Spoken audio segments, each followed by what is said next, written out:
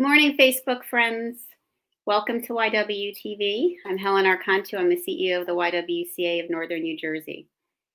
In honor of Dr. Martin Luther King Jr., we wanted to kick off the weekend with an amazing performance by a young man named Emanuel Osondu. Emanuel caught our attention a few years back when we saw him reciting a letter from Birmingham Jail, which was an open letter written on April 16th of 1963 by Martin Luther King Jr. He truly captured the spirit and fire of Dr. King, and we wanted to share that performance with you today. In case you're not familiar with the letter by Dr. King, it stated that people have a moral responsibility to break unjust laws and to take direct action rather than waiting potentially forever for justice to come through the courts. We know Dr. King was met with harsh conditions in the Birmingham Jail, and after an ally smuggled in a newspaper which contained a call for unity, a statement by 8 white Alabama clergymen against King and his methods, he began to write a response to the newspaper itself. As a minister, King responded to the criticisms on religious grounds. As an activist, he challenged a social system on legal, political, and historical grounds. As an African American, he spoke of the country's oppression of Black people, including himself. In response to his white counterparts, this letter demonstrated King's intellect, humor, persistence, and thoughts on the civil rights movement as a whole. As we look back on his lifelong work, we are humbled and grateful for all that he accomplished in his fight to achieve racial and social justice for all. And before I welcome Emanuel, I wanted to remind you of some important events that you can participate in to celebrate the life and the work of Dr. King. On Monday at 10 a.m., you can join the Reverend Dr. Martin Luther King Jr. Celebration Committee of Ridgewood and Glenrock to celebrate the life and legacy of Dr. Martin Luther King Jr. At 6 p.m., you can join the MLK Birthday Committee of Bergen County for a program of guest speakers and musical performances sponsored by religious, fraternal, and civic organizations. The YWCA of Northern New Jersey is a proud sponsor and supporter of both of these groups and these events. Also, for our youth, on Monday from 9 a.m. to 2 p.m., the New Jersey Martin Luther King Jr. Commemorative Commission Youth Conference is happening. We have links to all of these events so that you can participate in our comments, and we do encourage you to spend some time on Monday attending one of these events or another one. I also encourage you to watch this episode of YWTV and Emanuel's performance of a letter from Birmingham with your family. Bring your children close, listen together, and use it as a teaching moment and a conversation, and hopefully as a moment where we can all move forward to heal our country. And now, please join me in welcoming Emanuel Osondu performing a letter from Birmingham.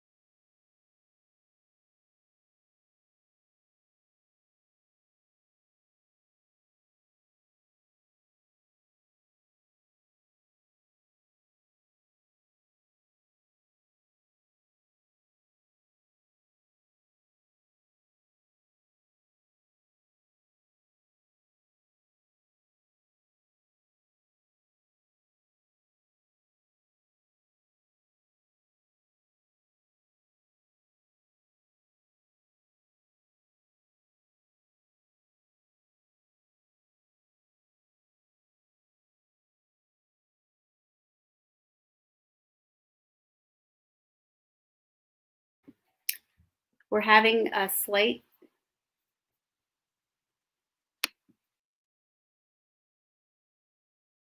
which are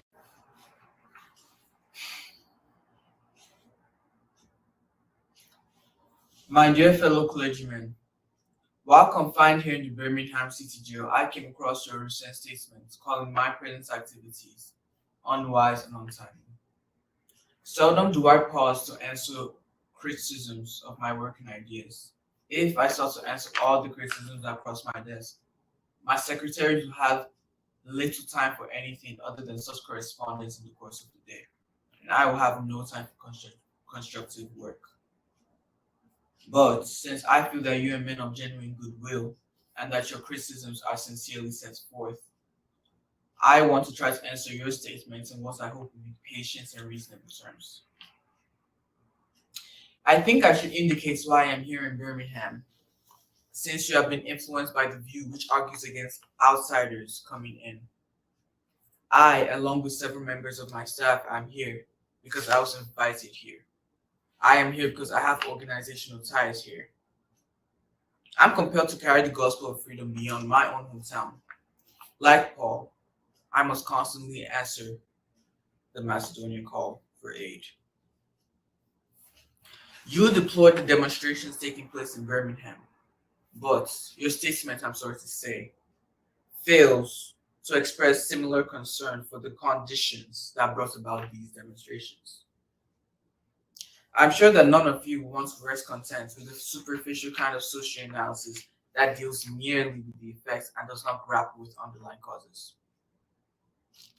It is unfortunate that these demonstrations are taking place in Birmingham, but it is even more unfortunate that the city's white power structure left the Negro community with no alternative. Last September came the opportunity to talk with Birmingham's economic community, with leaders of Birmingham economic community. In the course of the negotiations, certain promises were made by the merchants. For example, to remove the store's humiliating racial signs. On this basis of these promises, the Reverend Fred Shuttlesworth and the leaders of the Alabama Christian movements for human rights agreed to a moratorium on all demonstrations. As the weeks and months went by, we realized that we are the victims of a broken promise. A few signs briefly removed returned. The others remained. As in so many past experiences, our hopes had been blasted, and the shadow of deep disappointments settled upon us. We had no alternative except for direct action, whereby we would present our very bodies as a means of laying our case before the consciousness of the local and national community. You may well ask, why direct action? Why sit-ins, marches, and so forth?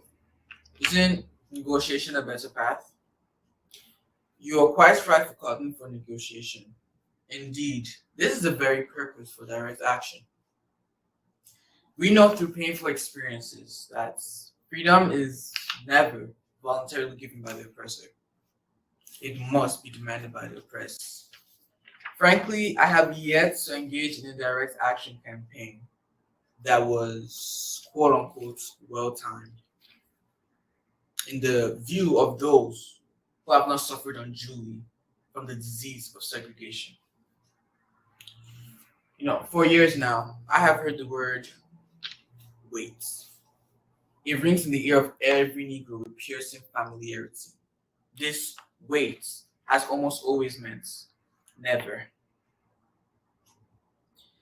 We must come to see with one of our distinguished jurists that justice too long delayed is justice denied.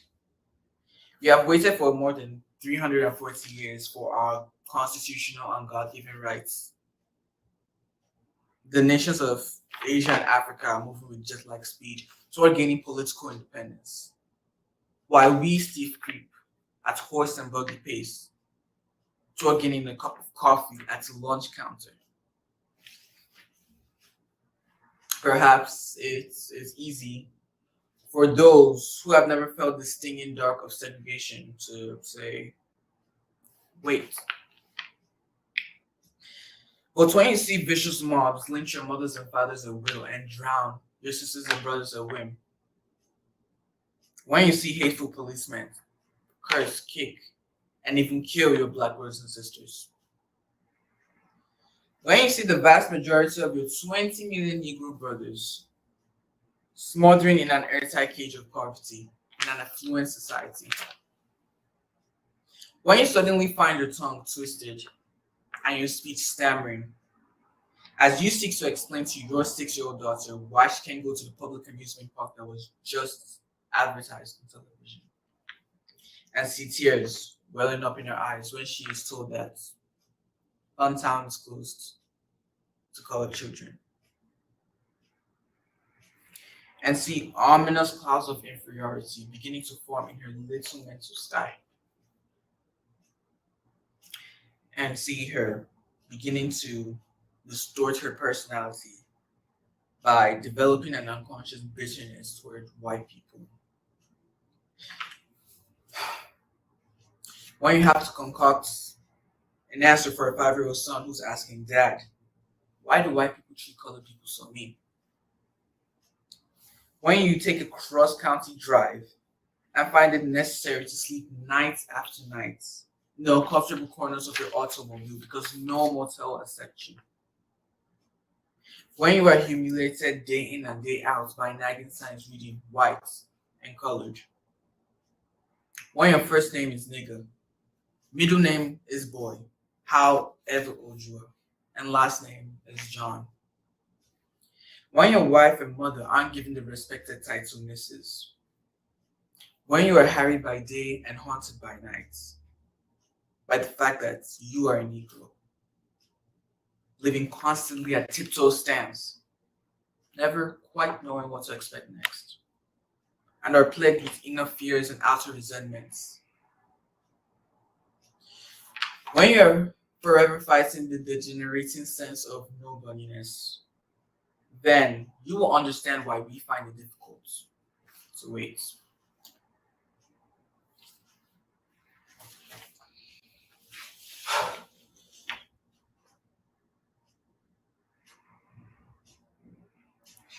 There comes a time when the cup of endurance runs over and men are no longer willing to be plunged into the abyss of despair. I hope, sirs, you can understand our legitimate and unavoidable impatience.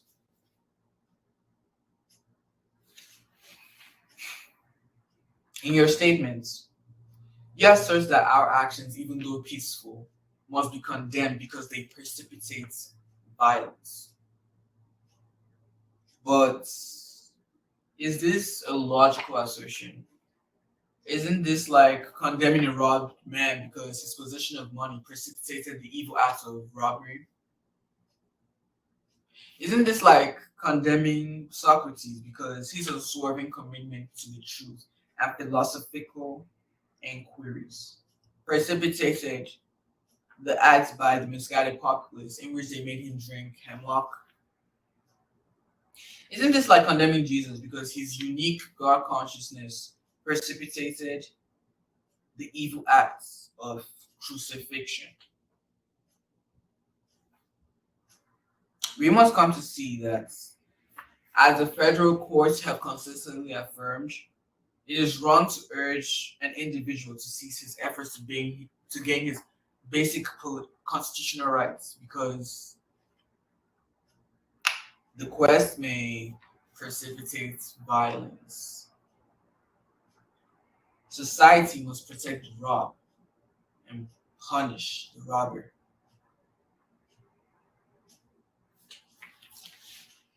You know, I had also hoped that the white moderates would reject the myth concerning time to the relation to the struggle of freedom. More and more, I feel that people of ill will use time much more effectively than people of goodwill. We will have to repent in this generation, not merely for the hateful words and actions of the bad people, but for the appalling silence of the good people. Human progress never rolls in on wheels of inevitability. It comes through the tireless efforts of men willing to be co-workers with God. And without this hard work, time itself becomes an ally of the forces of social stagnation. We must use time creatively, in the knowledge that time is always ripe to do right. Now is the time to make real the promise of democracy and transform our pending national elegy into a creative sound of brotherhood.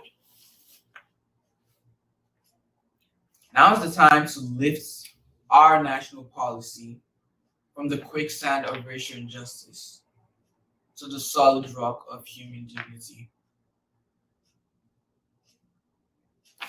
Let me also take note of one other major disappointment.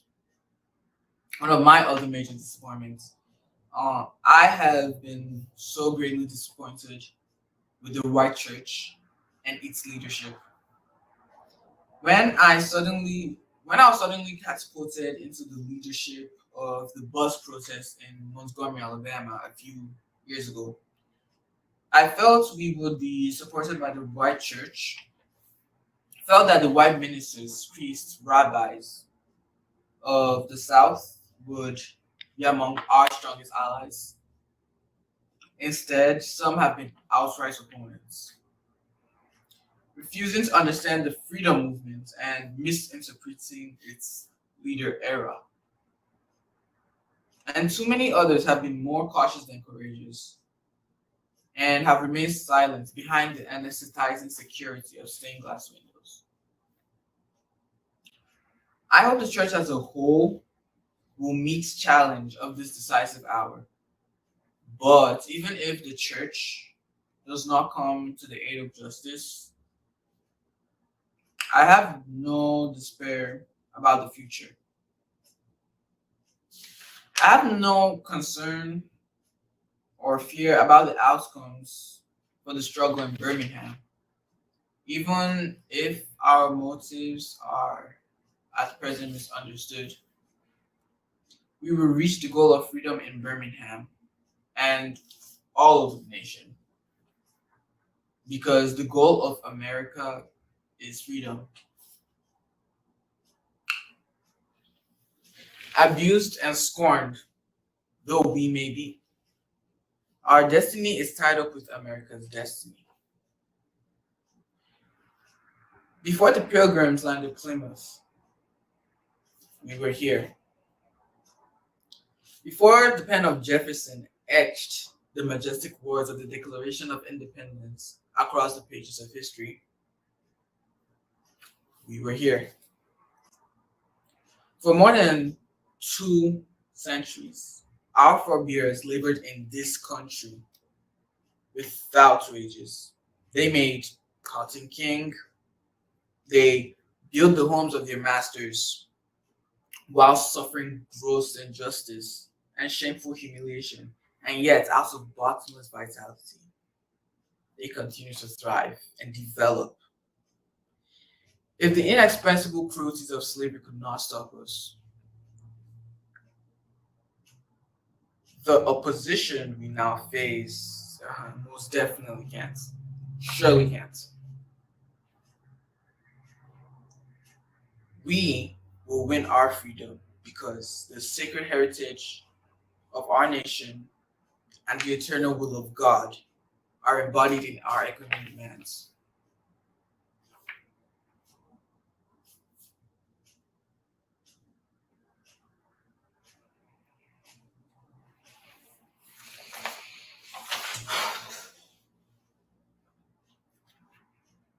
Never before have I written so long a letter. I'm afraid it's going to be much too long to take your precious time.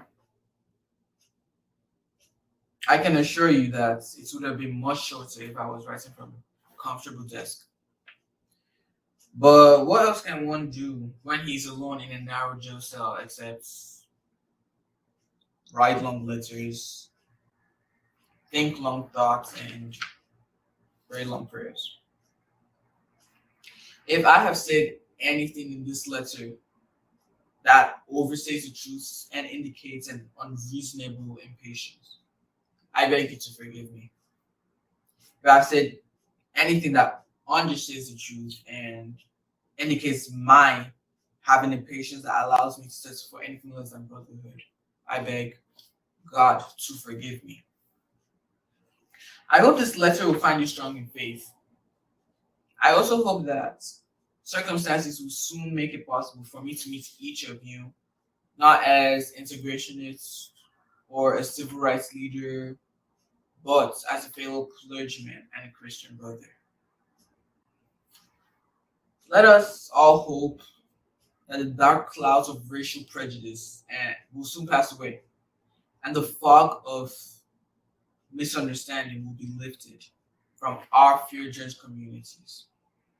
And in some not too distant tomorrow, the radiant stars of love and brotherhood will shine all over our great nation with its scintillating beauty. Yours for the cause of peace and brotherhood, Martin Luther King Jr.